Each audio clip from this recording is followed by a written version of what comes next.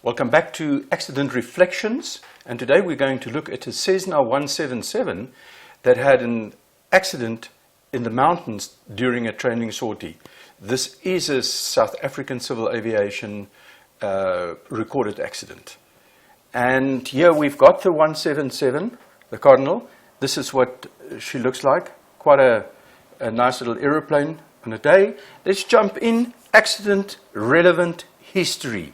Now, we have to see that there were two people on board, and that's got to, remember, these aren't powerhouses. 172 is not very strong, and the area that we're flying in is already over 6,000 feet, or in that vicinity. But it was a training flight, and they started off from Grand Central, from where they flew to Brits. They landed there, then they got airborne and flew back straight, crossing the Magaliesberg mountain range. The weather was great, about a 3-knot wind. I must say that I didn't work out whether that was a tailwind or a headwind at the time. I don't think that would have made a very big difference, but up and down drafts, depending on the sun at that moment in time, probably could.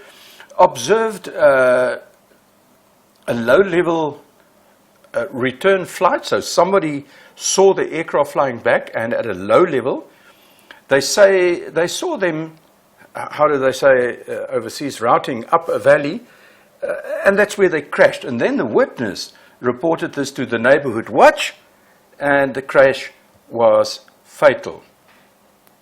All right, now the accident sequence. First of all, the flight straight back from Brits. Now, just on the little bit of a Google Earth here, this area here is called the Hartbeespoort Dam. Here you can see the reach. There around is where you will find the Bridge airfield. The accident site was there, and if they had carried on here, they would have gone to Grand Central. Now, the valley that we keep on talking about, if you can just see short of the accident, in that area there's a valley up, and there is the very definite escarpment. Just going to get rid of that to get it out of the way. So it was a flight straight back from Brits, and they carried on this way. Crossing the mountains, well, it was flying at a low level, we know that, and climbing the mountain in a valley, that we know, and we've got photographic evidence of that as well. And the aircraft ran out of airspeed and or height. This is here where it becomes a little bit tricky, because say, no, which one was it? It doesn't really matter. I doubt if you will run out of height and that trying to avoid the mountain. That means that eventually you'll run out of speed. So speed and height, remember the mountain is climbing, so you were running out of height anyway. As you had to climb, the speed became lower and lower and lower. The sad thing about this, again, is look how close this is to, I mean, not so much further, and they would have been across. And that's a story that we see quite a bit of times. All right, so just to look at the argument a little bit further. Now remember, this is an argument just to take into consideration all the facts. And the first one is, well, it was fine weather. It was a legal flight. It was a low-level attempt to cross the mountain range and the valley. Those are the ingredients that goes in there. And then, all right, so then there was a loss of speed, probably attempt to climb over, lost control due to the stall, impact with the mountain, fatal impact. And you would say, okay, so that's not serious. No, it is not a difficult thing to even talk about. At the back here, if I just get that pen, here you can actually see the valley that they were flying up. This is then very close to the crest, here where the accident took place. Now, please, when you're watching this, I'm not commenting on the very exact people that was in this accident, because I can go and show you probably 1,000 accidents that has got exactly the same ingredients. It's simple. The aircraft couldn't come up to the task. Well, what was the task? The task was to climb a mountain and get over. But the aircraft was not capable of that. All right, let's carry on. A couple of recommendations from my side. Both, they were ATPL, so they were well groomed. I will say that. They're not necessarily used to low performance aircraft as well as low level flight. Remember now, I'm here with assumptions now. I didn't have this information. The reason I'm using assumptions like this is so that all of us out there that is still alive, that can see this, that we can start thinking.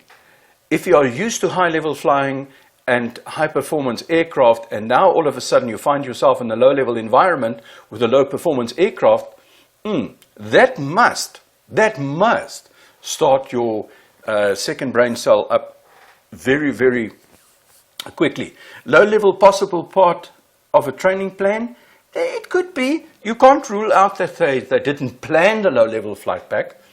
Being such a lovely day, the curriculum calls for low-level flight because that's part of the basic PPL syllabus. So, well, yeah, how well it was planned and how well it was thought out and how well they were looking at it, that obviously is the problem.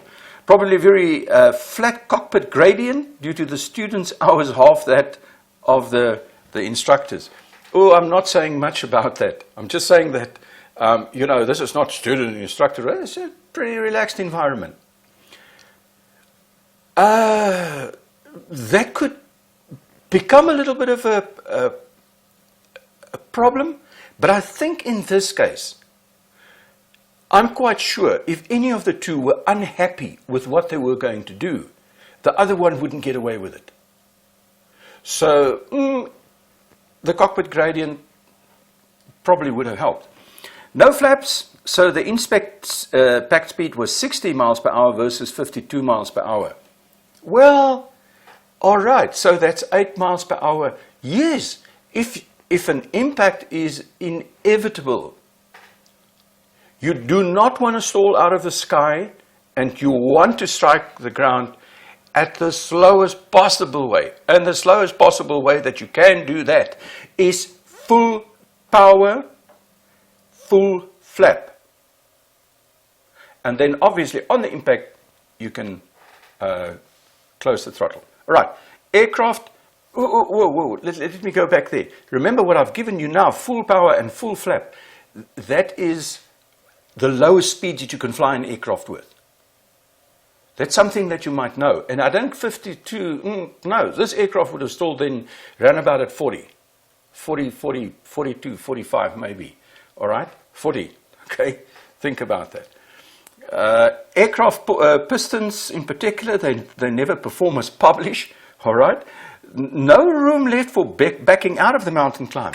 Hey, we're flying here into, you know, a dead end. We can't turn around. We haven't got the height. We wanted to climb the mountain low level. You cannot, during the climb, now all of a sudden find out, oh my goodness, the power, the performance of the aircraft is just not there. You cannot discover adversity. You have to plan.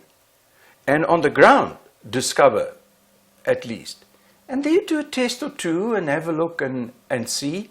But you cannot not leave a back door open. You cannot, because then it is inevitable. Mountain rate of climb exceeded the rate of climb performance of the aircraft. I've said that many a time before. It still plays there. What is the recommendations I'm going for? Well, here we go. Instructor's course must be of top quality. I'm not saying this wasn't of top quality, but remember, there is a lot of ground briefings, there's a lot of discussion, there is a lot of information that must go. Because in instructor's course, we don't teach you how to fly, but why you fly the how. And this has got a hell of a lot to do with why. Why? Okay? Why should we or shouldn't we? Planning sortie sequence must be very carefully. Cockpit gradient, for discipline, yeah, that's a tongue-in-cheek one there. Spur of the moment decisions is not cool. There's no indication to say that they would have done that. Beautiful day after Brits, oh, why don't we just do a little bit of a mountain? I don't know. That could have been. I'm not saying this was in this case, but I'm saying as a recommendation for all of us that we shouldn't fall in a trap like that, irrespective if they fell in that trap or not. Mountain flying is taught and not learn as you go. It's not a learn-as-you-go occupation. There is no such thing as mountain flying on the go. Mountain flying on the die. That is it. Mountain flying on the crash. That is it. Is it such a big deal? No, it's not such a big deal. But there's quite a few considerations for mountains and winds and updrafts and downdrafts and sun and all that stuff that must be taken into consideration. That's something that you should know. You weren't taught that. Somewhere, information must come to us, and that's through good teaching. All right. So, does it mean everybody must do a mountain flying course? Well, I would suggest that all the flying schools do have a little pointer presentation on the do's and don'ts in a mountain. So as well for your flying clubs. Very definite one of those requirements. Okay, take a piston performance graph with a pinch of salt. Okay, always leave plan B. What is plan B? Have you planned for a plan B or didn't make sense? Why didn't you plan for a plan B? Remember, if plan A is no more an option and you've got no more options, there's no more options. Sort of logic. Well, only logic if you think of it. Stay away from the mountains in your fixed wings, dudes. Your fixed wing and the mountain does not go together well.